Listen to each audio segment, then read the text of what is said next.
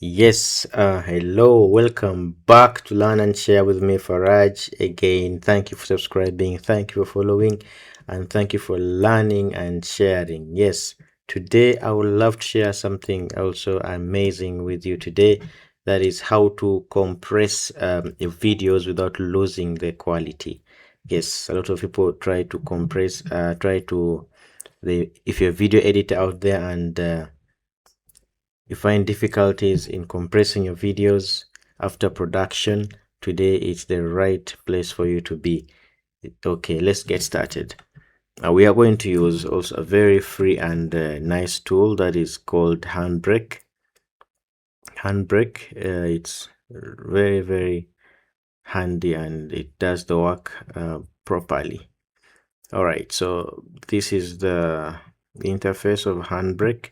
Let me just upload the video very quick that I want us to look at, assuming this video is, this is 400 MBs.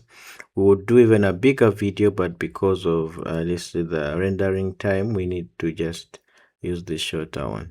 All right, it even gives you the preview of the video such that you're sure you can even maintain the same size. Here we have the dimension. We have 1080 and you can maintain it there, and then just click on the start button, start encode, and the video will be processed in some few minutes, depending of course on the size of the video.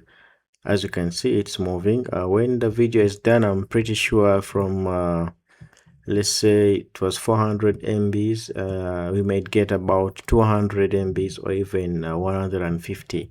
Yes, and that's it for today. I thank you so much for following and thank you for subscribing. Please hit the notification bell if you haven't. So until next time.